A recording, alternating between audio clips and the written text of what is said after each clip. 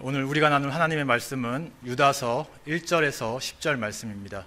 예수 그리스도의 종이요 야고보의 형제인 유다는 부르심을 받은 자 곧 하나님 아버지 안에서 사랑을 얻고 예수 그리스도를 위하여 지키심을 받은 자들에게 편지하노라.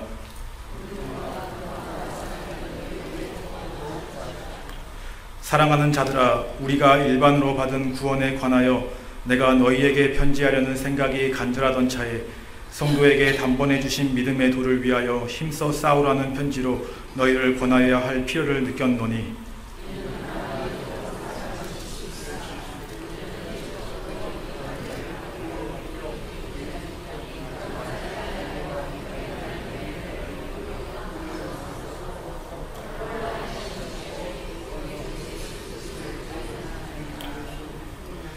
너희가 본래 모든 사실을 알고 있으나 내가 너희로 다시 생각나게 하고자 하노라. 주께서 백성을 애굽에서 구원하여 내시고 후에 믿지 아니하는 자들을 멸하셨으며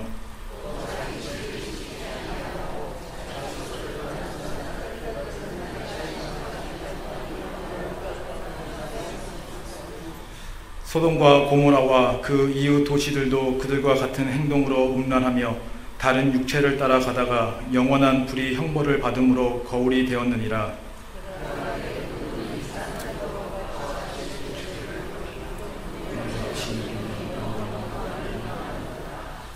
천사장 미가엘이 모세의 시체에 관하여 마귀와 다투어 변론할 때에 감히 비방하는 판결을 내리지 못하고 다만 말하되 주께서 너를 꾸짖으시길 원하노라 하였거늘, 이 사람들은 무엇이든지 그 알지 못하는 것을 비방하는도다. 또 그들은 이성 없는 짐승같이 본능으로 아는 그것으로 멸망하느니라. 아멘. 여러분, 우리가 죄인이라는 것은 부정할 수 없는 사실입니다.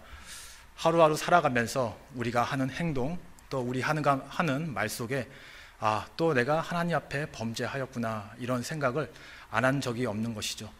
우리 삶을 돌아보면은 여전히 나는 많은 죄를 짓고 있는 죄인일 수밖에 없구나라는 이런 생각을 하게 됩니다. 그런데 여러 가지 언행 중에서도 특별히 우리 입에서 나오는 이 말로 인해서 내가 죄인이구나, 내가 하나님께 또 범죄하였구나라는 생각을 많이 하게 됩니다. 마태복음 15장에서도 입으로 들어가는 것이 사람을 더럽게 하는 것이 아니라 입에서 나오는 그것이 사람을 더럽게 하느니라 라고 말씀을 하고, 또 마태복음 15장 18절에도 입에서 나오는 것들은 마음에서 나오나니 이것이야말로 사람을 더럽게 하느니라 라고 이렇게 말씀을 합니다. 우리가 죄를 짓고 범죄하게 되어서 우리의 몸이 더러워지는 것, 외부에서 뭔가가 들어오는 것이 아니라 바로 우리 마음에 있는 악한 생각이 바로 우리 입으로 나올 때에 우리가 죄를 짓게 되고 죄로 더럽혀진 몸이다, 이렇게 깨닫게 되는 것입니다. 그래서 하루하루 우리가 살아갈 때 우리가 하는 말들을 곰곰이 잘 생각을 하면 정말 진실되고 또 신실하고 순수한 어떤 이런 말을 하기보다는 어떤 다른 사람에 대해서 판단하는 말, 조롱하는 말, 비웃는 말, 또 이런 것들을 통하여서 하나님 앞에 범죄하는 이런 것들을 너무나 많이 하게 됩니다. 여러분, 임금님 귀는 당나귀 귀, 이 이야기를 여러분 잘 아실 것입니다. 한 나라에 한 임금이 있었는데 어느 날 갑자기 그 귀가 커지기 시작하더니 당나귀 귀같이 커졌습니다. 그래서 왕은 자기의 위엄도 있고 또 사람들 앞에 조롱당하기 싫어서 그 후로부터는 큰 모자를 쓰고 다녔습니다. 그런데 이렇게 그냥 하루하루 잘 버텨나갔는데 머리가 길어져서 머리카락을 잘라야 되는데 하는 수 없이 이발사를 불러서 머리를 잘라달라고 합니다. 그리고 내가 이 귀를 딱 본 다음에 이게 너는 아무데도 밖에 나가서 절대 내 귀가 당나귀 귀라고 말하지 말아라. 그러하면은 네가 정녕 죽을 것이다, 이렇게 됩니다. 근데 어떻게 됐죠? 그 이발사는 정말로 말을 하지 않으려고 노력을 정말 했는데 이것을 꼭 마음에 담고 말을 하지 않다 보니까는 결국엔 병이 걸렸습니다. 그래서 의사를 찾아가니까 의사가 하는 말이 그러면 땅을 파고 그 속에서 임금님 귀는 당나귀 귀, 이렇게 외치라고 합니다. 그래서 그렇게 했더니 마음의 병이 싹 사라지고 좋았는데 그 후에 그 땅에서 대나무가 자랐는데 바람이 불어서 대나무가 흔들릴 때마다 바로 임금님 기는 당나귀기, 이런 예, 이런 소리가 나왔습니다. 이 이야기가 주는 교훈은 바로 왕의 허물은 숨길 수가 없고 또 임금은 백성의 목소리를 경청해야 한다라는 말입니다. 그런데 제가 한번 제기하고 싶은 것은 왜 왕은 그 사람의 허물을 가릴 수가 없는 것일까요? 그 허물을 누군가 가려준다면 가릴 수 있는 건데 왜 가릴 수 없다고 하는 것일까요? 그것은 바로 누군가 그의 허물을 말을 했기 때문인 것이죠. 오늘 우리가 여기 이야기에서 본 이발사는 전형적으로 바로 인간의 죄성을 보여주는 그런 캐릭터로 등장을 합니다. 다른 사람의 허물, 왕의 허물인 바로 이 당나귀기를 말하지 말라라고 하는데 정말 자기 목숨을 위험해서 끝까지 말을 안 하고 참았는데 말을 안 하고 참으니까 결국엔 병까지 납니다. 결국 이것이 바로 인간의 어떤 죄성을 그대로 보여주고 있는 것이죠. 다른 사람의 허물을 봤을 때 그것을 가리워주고 오히려 그 사람을 품어줘야 되는데 오히려 그 사람의 허물을 들춰내고 싶어 하고 그것에 대해서 얘기하면서 때로는 비웃기도 하고 판단하기도 하고 정죄하기도 하는 그런 것이 바로 우리 인간의 죄성이라는 것입니다. 그래서 바로 이렇게 다른 사람에 대한 허물, 또 약점, 또 이런 것들을 책잡아서 헌담을 하는 것을 비방이라고 이렇게 말하는데 바로 성경에서는 또 그리고 하나님은 이 비방에 대해서 엄하게 생각하시면서 너희는 결코 비방하지 말라라고 이렇게 우리에게 명령을 하고 계시는 것입니다. 그렇기 때문에 우리 모두는 어떤 상황에서도 이 비방이라는 것에 대해서 자유로울 수 없는 것입니다. 다른 사람에 대해서 판단하고 그것에 대해서 비방하는 것, 하나님이 절대 싫어하는 것이다 라는 것이죠. 오늘 우리가 읽은 이 유다서는 야고보의 형제인 유다가 쓴 서신서입니다. 그 당시에는 여러 지역에 이런 이단의 문제가 많이 있었습니다. 그래서 이 유다는 바로 이 서신서를 보내면서 요즘에 위험에 처해 있는 바로 이단으로 인한 거짓 교사들에 대해서 경고하고 있는 내용이 바로 이 유다서입니다. 이 거짓 교사들에 대해서 4절에 이렇게 말씀을 합니다. 경건하지 아니하여 우리 하나님의 은혜를 도리어 방탕한 것으로 바꾸고 또 홀로 하나이신 주제 곧 우리 주 예수 그리스도를 부인하는 자다라고 말합니다. 경건하지 않고 하나님의 은혜를 도리어 방탕한 것으로 바꾸고 또 예수 그리스도를 부인하는 자, 이렇게 말합니다. 그리고 8절에서도 이렇게 말합니다. 그러한데 꿈꾸는 이 사람들도 그와 같이 육체를 더럽히며 권위를 업신여기며 영광을 비방하는도다 라고 이렇게 말씀을 합니다. 여러 가지로 봤을 때 바로 은혜를 방탕한 것으로 여기고 또 그리스도를 부인하는 자, 그렇게 사는 사람들이 바로 이러한 거짓 교사들이다 라고 하는데 여러 가지 그들의 나쁜 점들을 얘기하면서 한 가지 강조하는 것이 있습니다. 그것은 바로 비방입니다. 8절 마지막에 영광을 비방하는도다 라고 이렇게 말씀을 합니다. 여기서 말하는 영광은 바로 그리스도의 영광을 말하는 것이죠. 그러면서 이 비방에 대해서 좀 더 자세하게 말씀을 하는데 그것이 바로 9절에 있습니다. 9절을 제가 읽겠습니다. 천사장 미가엘이 모세의 시체에 관하여 마귀와 다투고 변론할 때에 감히 비방하는 판결을 내리지 못하고 다만 말하되 주께서 너를 꾸짖으시길 원하노라 하였거늘, 이렇게 말하고 있습니다. 자, 이 9절에 따르면은 바로 천사장 미가엘과 사탄이 변론을 하고 있습니다. 그리고 그 이슈는 바로 모세의 시체에 관한 것입니다. 이 성경에는 없고 이 유대인 사이에 내려오는 전설에 의하면은 모세가 죽었을 때 하나님께서는 천사 미가엘을 시켜서 그 시체를 매장하라라고 그렇게 명령했다고 합니다. 그런데 사탄은 이 시체에 대한 권리는 나에게 있다라고 이렇게 주장을 하면서 이 천사 미가엘을 방해하고 있는 것입니다. 이 사탄은 모세가 그가 젊고 혈기가 넘쳤을 때에 애국 군인을 쳐서 죽여버립니다.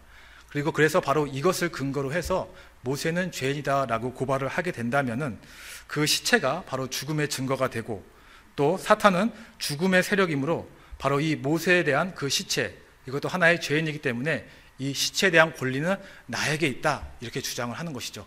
그러니까는 이 시체를 나에게 달라, 미가엘 네가 마음대로 그렇게 할 것이 아니다 이렇게 주장을 하고 있는 것이죠. 또 얼핏 들으면은 뭔가 또 그럴듯하기도 하고 그렇습니다. 그런데 바로 이것은 하나님의 뜻과 또 하나님이 원하시는 모습에 대적하면서 자기의 뜻대로 모든 것을 하려고 하는 그런 마음인 것이죠. 바로 천사 미가엘은 그런 사탄의 마음을 누구보다 잘 아는 천사일 것입니다. 그래서 그 사탄의 악한 마음을 알고 비방하는 그런 판결을 내릴 수도 있음에도 불구하고 바로 어떻게 한다고요? 9절에 그 판결을 내리지 못하고 다만 말하되 주께서 너를 꾸짖으시길 원하노라, 이렇게 말했다고 하는 것입니다. 결국 천사장 미가엘도 누구나 공감할 수 있는 이 사탄이 나쁘다는 걸 알매도 불구하고 사탄에 대해서 감히 비방하지 못하고 다만 하는 것이 주께서 너를 꾸짖으시길 원하노라, 이렇게 말한다라고 하는 것입니다. 그러면서 이 비방을 정말 너희가 아무나 할 수 있는 그런 것이 아니다, 정말 하나님 앞에 큰 범죄이다 라고 이렇게 얘기를 하고 있는 것이죠. 그런데 이 거짓 교사들은 너무나 쉽게 아무 생각 없이 교회에서 비방을 하고 있다라는 것입니다. 제가 10절을 읽겠습니다. 이 사람들은 무엇이든지 그 알지 못하는 것을 비방하는도다. 또 그들은 이성 없는 짐승같이 본능으로 아는 그것으로 멸망하느니라 라고 이렇게 말씀을 하고 있습니다. 여기서 그 알지 못하는 것, 이것은 무엇일까요? 그 알지 못하는 것은 바로 교회요, 또 그리스도요, 또 우리가 아까 얘기한 또 천사, 이 모든 것이 포함이 되겠죠. 바로 이 거짓 교사들, 그리스도를 부인하는 자들, 교회에 대해서, 하나님에 대해서 그들은 정말 제대로 알지 못합니다. 깊이 있게 심도 있게 그리스도가 누구인지 알지 못합니다. 하지만 다만 아무런 생각 없이 비방할 뿐입니다.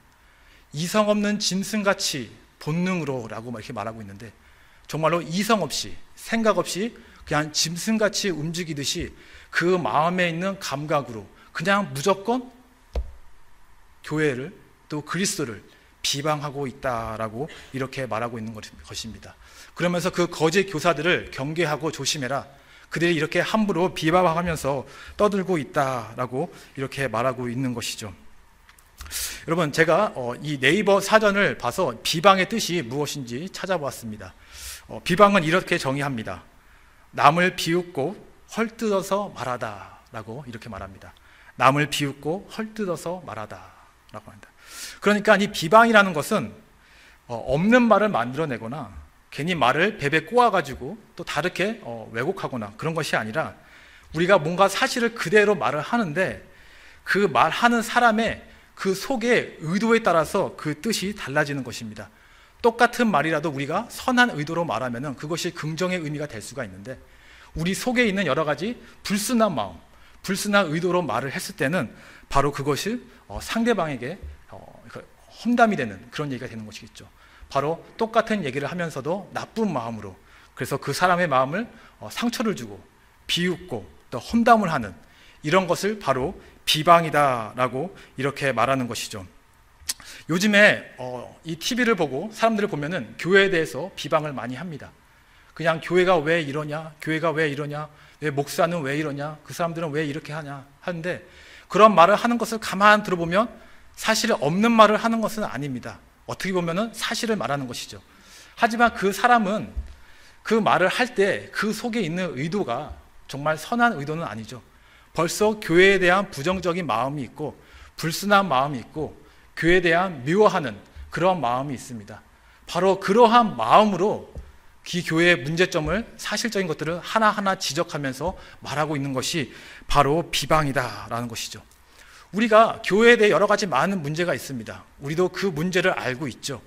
그렇다면 합리적인 비판을 할 수 있고, 그 합리적인 비판을 통하여서 뭔가가 개선되고 발전된 방향으로 갈 수가 있는데, 바로 이 비방이라는 것은 그렇게 하는 것이 아니라 도리어 그것들을 흠을 잡으면서 조롱하고 놀리고 상처 주고 험담하는 바로 그러한 것들을 바로 이 비방이다라고 이렇게 말할 수가 있는 것입니다. 또 이 비방이라는 것은 다른 의미가 있습니다. 때로는 우리에게 사실을 말하는데 좋게 말하는 것 같으면서도 뭔가 나를 지금 약 올리는 것 같기도 하고, 나에게 좋게 말하는 건지 나쁘게 말하는 건지 약간 아리까리하게 그렇게 말하는 경우가 있습니다. 바로 이런 것도 비방이라고 우리가 말할 수가 있는 거겠죠. 그러면서 스스로 자꾸 묻게 되죠. 도대체 무슨 의도로 나한테 이런 말을 하는 거야, 이렇게 할 수가 있겠죠. 예를 들어서 제가 예전에 친구가 한 명이 있었습니다. 근데 친구 중에 한 명이 시집을 못 가고 있었어요. 근데 친구들이 모이면은 야, 너 빨리 시집 가야 되는데 라고 하면서 좋은 말을 합니다. 야, 너 참 공부도 잘했고 좋은 데서 일하고 이렇게 하는데 왜 시집을 못 가냐 라고 하면서 한 가지씩 뭔가 조언을 해주려고 합니다. 좀 눈을 낮춰야 돼. 좀 성격이 깜깜하면 시집 못 간다. 또 그러죠. 쌀쌀 맞으면 안 되고 좀 가꾸고 꾸며야 돼 라고 이렇게 얘기를 하는데, 처음에는 좋은 의도로 정말로 선하게 말을 하지만 그 말을 가만히 잘 듣고 나면 나중에 어떤 생각이 들죠? 도대체 이런 말을 왜 하는 거야? 무슨 의도로 하는 거야? 라고 이렇게 얘기하는 것이죠. 바로 그렇게 얘기를 하는 사람들이 정말로 선한 의도로 이 사람을 위해서 하는 말이냐, 아니면 그냥 그런 말을 하면서 뭔가 재밌어 하려고 하고 뭔가 조롱하듯이 그냥 그렇게 말을 하는 것이냐, 이거에 따라서 그 말이 정말로 선하게 어떤 조언을 해주는 말이 될 수도 있고 그 사람을 비방하는 사람이 될 수 있다라는 말입니다. 똑같이 우리가 대화를 하더라도 그 말에 따라서 우리가 위로를 받기도 하지만은 돌아서서 저 사람이 왜 나한테 이런 말을 하지? 라고 하면서 상처받는 이런 경우가 종종 있는데, 그것이 바로 이 비방이라는 것입니다. 그리고 하나님은 이 비방을 절대적으로 싫어하신다. 그리고 누구든지 비방하지 말라라고 이렇게 말하고 있는 것입니다. 하나님께서는 우리에게 서로 사랑하라라고 말씀하셨고, 또 상대방의 허물을 덮어줘야 한다라고 말씀을 하고 있는데, 이 비방이라는 것은 정반대되는 하나님 말씀에 대치되는 그런 행위입니다. 그럼에도 불구하고 우리는 너무나 쉽게 두려움 없이 하나님 앞에서 다른 사람에 대해서 판단하고 정죄하면서 비방하는 경우가 너무나 많이 있습니다. 정말로 이성 없이 자각 없이 그냥 마음속에 있는 감각 그대로, 느껴지는 그대로 사람에 대해서 판단하고 비방한다는 것이 바로 우리의 모습이고 우리 입에서 나온다라는 것입니다. 근데 우리가 지금까지 말한 것은, 이 비방이라는 것은 사람과 사람 사이에서 범하는 어떤 죄의 모습으로 보입니다. 하지만 이것은 단순히 사람과 사이에서 일어나는 죄가 아니라 하나님과 우리 인간 사이에서도 나타나는 죄의 모습입니다. 야고보서 4장 11절 12절을 보시겠습니다. 제가 읽겠습니다. 형제들아, 서로 비방하지 말라.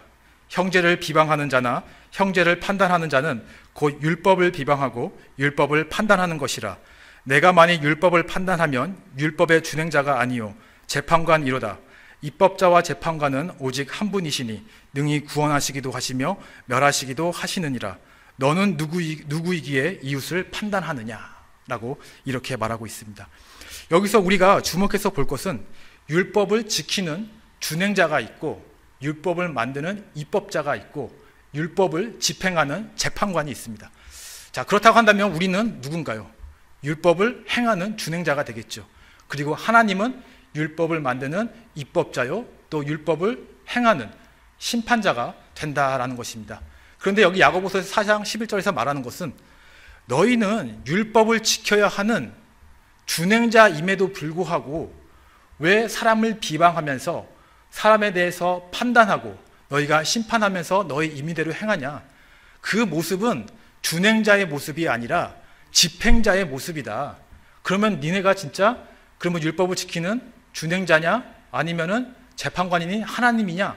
너희는 어떤 노릇을 하고 있느냐? 이렇게 말하고 있는 것이죠. 그렇기 때문에 마지막에 너는 누구이기에 이웃을 판단하느냐? 바로 이 말은 우리에게 묻는 것이 너희가 지금 하나님 노릇을 하고 있는 거냐? 그렇게 묻는 것이죠. 너희들이 할 일은 율법을 지키는 것이다. 나의 계명을 지키는 것이지 너희가 나처럼 누구를 심판하고 정죄하고 그런 일을 하는 것이 아니다라고 말하고 있는 것이죠.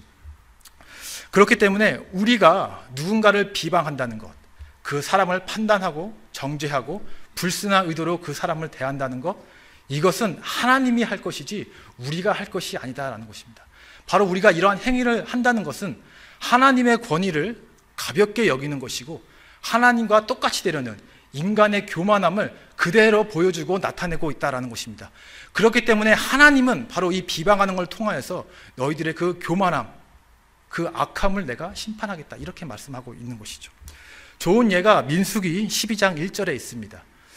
민수기 12장 1절을 보면은 미리암과 아론이 모세를 비방합니다. 근데 모세를 비방하는 이유는 이 모세가 이방 여자이죠. 구스 여인하고 다시 결혼을 합니다. 재혼을 하였기 때문입니다. 그래서 이 미리암이 이들을 비방하는데, 미리암이 모세를 비방하는 이유가 단순히 그가 이방 여인과 결혼을 해서일까요? 그렇지가 않습니다. 그 안에는 다른 이유가 있습니다. 제가 12장 2절을 읽도록 하겠습니다. 그들이 이르되 여호와께서 모세와만 말씀하셨느냐 우리와도 말씀하지 아니하셨느냐 하매 여호와께서 이 말을 들으셨더라 라고 말하고 있죠. 자, 무슨 말 하고 있는 것이죠?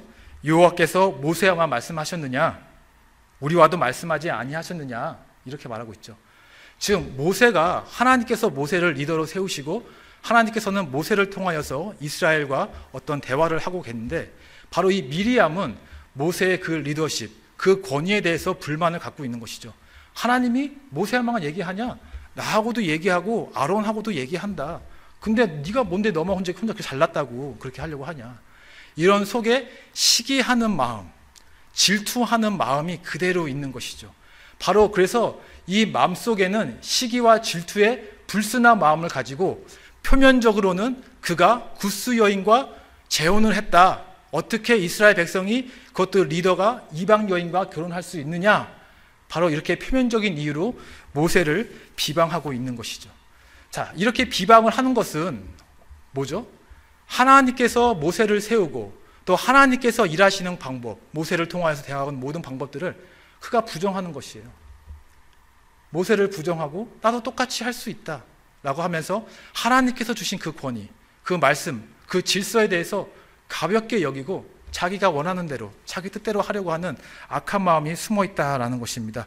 바로 이걸 통하여서 하나님은 미리암을 벌하십니다. 그래서 미리암은 나병에 걸리게 됩니다. 자, 우리는 누군가에 대해서 판단할 수 있습니다. 판단하게 되죠, 보면은.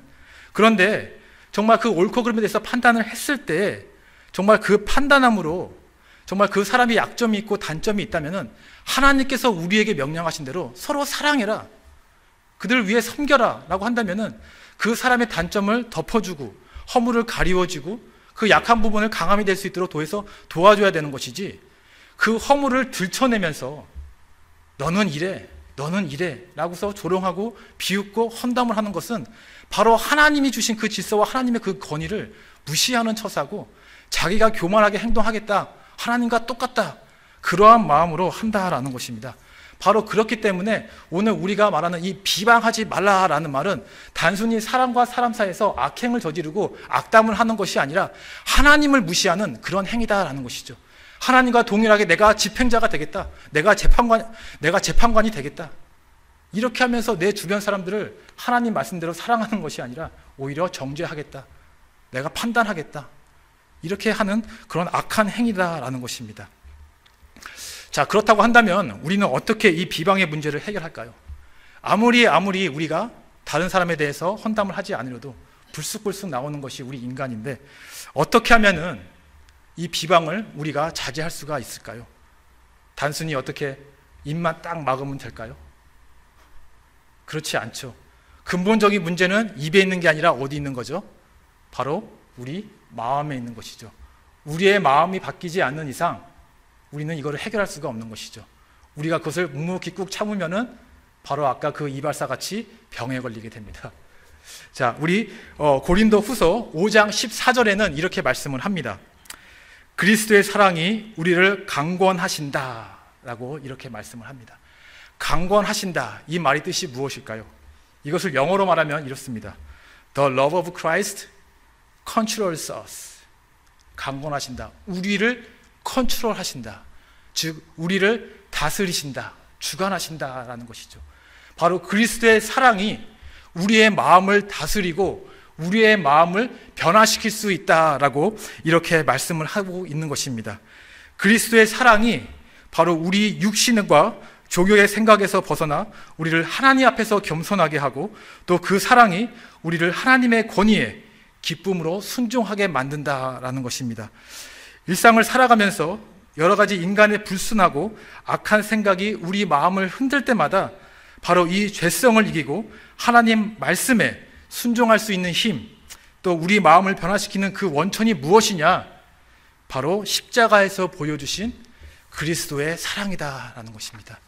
바로 우리가 죄인 되어서 하나님을 알지 못하고 정말로 지옥에 떨어져 갈 수밖에 없는 그런 존재임에도 불구하고 우리를 택하시고 우리를 사랑하겠다라고 말씀하시고, 그래서 우리를 의롭다 칭하시고 결국에는 우리를 영화롭게까지 하겠다라고 하고, 그래서 우리와 함께 하자, 나와 함께 하자, 나와 함께 동행하자 라고 그 하나님의 그 마음과 그 뜻이 바로 예수 그리스도께서 십자가의 죽으심으로 그 사랑을 나타내셨다라는 것입니다.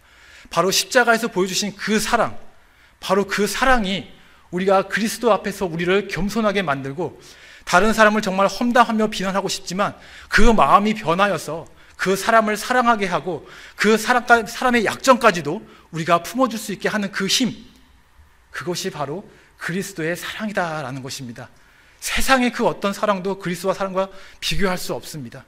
그리스도의 사랑만이 우리를 온전히 변화시킬 수 있고, 그리스도의 그 사랑만이 바로 우리를 변화시켜서 하나님 말씀에 순종하고 하나님과 동행하며 저 천국을 소망할 수 있는 바로 그 근거고 원천이고 이유가 되는 것입니다. 바로 그 그리스도 사랑만이 온전히 우리를 비방을 하는 이 죄악에서 자유롭게 할 수 있다라는 것입니다. 그렇기 때문에 여러분, 살아가면서 여러 가지 사람들을 볼 때 정말 단점이 보이고 흠이 보이고, 그래서 그 사람을 덮어주기보다는 오히려 비난하고 싶고 정말 때로는 비웃고 싶을 때마다 우리가 생각하고 다시 돌아봐야 되는 것이 무엇이냐? 나를 위해 피 흘려 죽으신 바로 그 예수 그리스도, 바로 그의 희생으로 인해서 우리가 새 사람으로 변화되었는데, 바로 그 사랑을 우리가 매일매일 생각할 때마다 다른 사람을 비방하는 것이 아니라 오히려 품어주고 더욱더 사랑할 수 있는 그런 마음을 우리가 가질 수 있다라는 것입니다. 여러분, 우리 인간은 다른 사람에 대해 말하는 걸 너무나 좋아합니다. 우리도 모르는 사이에 벌써 이미 우리는 다른 사람에 대해서 말하고 있어요. 근데 좋은 점을 말하면 좋은데 좋은 점보다는 단점, 약한 점, 숨기고 싶은 그런 것들을 우리는 은근히 드러내버립니다. 제 아들이 몇 달 후면은 5살이 됩니다. 그런데 얘가 이제 조금 크다 보니까는 이제 사람들을 약 올리기 시작해요. 근데 그 대상이 누구냐면은 바로 접니다. 예. 어서 갑자기 TV를 봐서 그런지 갑자기 저한테 오더니 아빠는 방구쟁이, 아빠는 방구쟁이 그러면서 자꾸 엉덩이를 저한테 드밀고 막 춤을 추는데, 처음에는 그냥 장난으로 웃으면서 가만히 봤는데 이 아이의 모습, 정말 어떻게 보면은 그 비방하려는 그 인간의 죄성과 너무나 동일한 것이죠. 그거를 아기가 했으니까 그냥 웃으면서 넘어갈 수도 있겠지만 가만히 생각해 보십시오. 왜 아무 잘못도 없고 하는데 뭔가 그냥 와가지고 누군가를 약 올리고 싶고, 또 그것이 자기한테는 재밌고 웃음이 나오고, 근데 그러한 죄성이 바로 그냥 어릴 때부터 마음속에 생긴다라는 것입니다. 사실 이 아이가 말이 좀 늦었어요. 그래가지고 말이나 제대로 하면 좋겠다라고 했었는데 이제 말을 좀 하기 시작하니까 말하자마자 하는 것이 아빠는 방구쟁이 이런 말을 하고 있어요. 자, 아이가 조금씩 크면서 그냥 무의식 중에 행동을 하지만 그 속에 바로 인간의 죄성이 그렇게 보입니다. 그런데 그런 죄성을 가진 사람들이 점점 커가면서 어떻게 될까요? 아이들처럼 그냥 순수하게 그런 모습으로 죄를 지을까요? 절대 그렇지 않죠. 그 안에서는 끊임없이 인간의 죄성이 나오고 정말 그 죄성이 그 사람을 다스립니다. 그렇다면은 우리가 어떻게 그런 마음을 바꾸고 정말 예수 그리스도 앞에서 부족함 없는, 흠 없는 거룩한 백성으로 살아갈 수 있을까요? 바로 그것은 다른 것이 없습니다. 다른 것도 우리 마음을 바꿀 수 없습니다. 오직 바로 그리스도의 사랑, 그 십자가 사랑만이 우리를 변화시킬 수가 있습니다. 여러분, 살아가면서 정말로 스스로 노력하면서 나 거룩하게 살아야 돼, 나 잘 살아야 돼, 정말 죄 안 지어야 돼, 이렇게 하는 것이 아니라 내 스스로 나의 연약함을 인정하고 먼저 그리스도 앞에 엎드리는 그런 모든 주의 백성이 되시기를 축원드립니다. 그리하여서 매주 매 순간순간 나를 위해 죽으신 그 그리스도, 그의 사랑을 생각하면서 오늘 하루도 또 한 주도 우리가 승리하는 주의 백성 되시기를 주님의 이름으로 축원드립니다. 아멘.